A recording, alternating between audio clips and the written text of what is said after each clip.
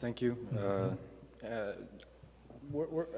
So my question is, were there particular, in your research, did you find particular periods of dynastic history or lineage or dynasties in which racially biased rulings seemed particularly prevalent, such as maybe the Idrisid instead of the Songhai? And did you find, or if you did, what were the correlations that you found in the racial identity, such as the Idrisids claiming Arab lineage, to the rulings made in that particular dynasties, made under those dynasties in regard to the lineage of that ruling class and their racial identity, if you can even claim that for that period?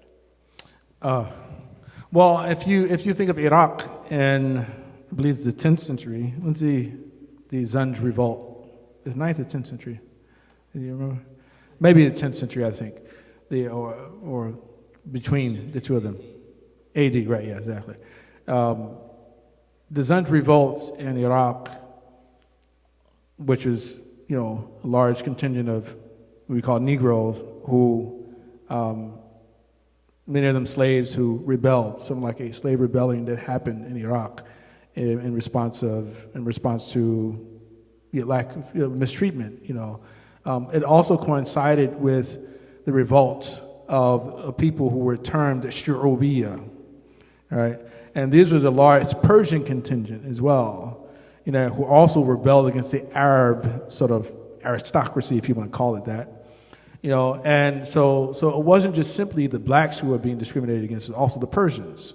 So, and during this time, a lot of literature started to be written which argued that unless you declared Arabs to be superior, I'm not talking about morally superior, but I'm talking about, sort of biologically, if you say superior, then you're a heretic, right? So the people who didn't acknowledge that Arab superiority or the Arab fadl, then they were termed or slighted with the term shu'ubiyya, right? So there have definitely been some times, and also they were decrying, the Persians were decrying the very fact of the lopsided treatment. The Arabs were given a whole lot of privileges, financial privileges, and other things, but they were not given the same sort of privileges, even though Islam was not supposed to be discriminating on that basis.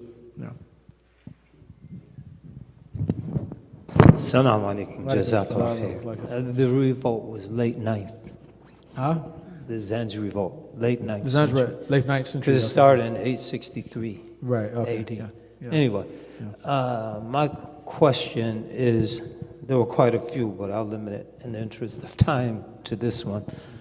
In that the Prophet ﷺ, he sent his companions to the protection of an African king who he praised, and he adopted Zayd bin Haritha, who's described by Ibn Jawzi, Tanwir Qabish, as a very dark-skinned person. With a pudgy nose. With a flat nose. Yeah.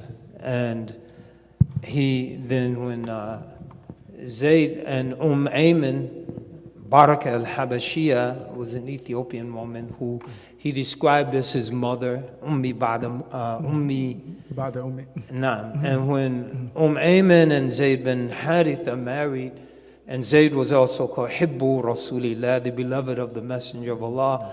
And when Ayman, who was African, and Zayd, who was probably from the black Arab, Arab al-Sauda, they had Usama bin Zayd, who was also described as a black person of dark complexion, but he was called Hibbu Rasulillah, the beloved of the Messenger of Allah. And so Zayd he adopted as his son before the practice was outlawed. Ayman, who was African, he called his mother.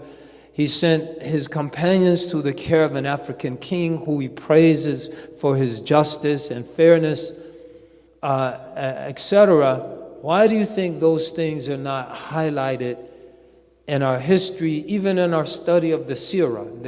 They're kind of passed over. Why do you think that's the case?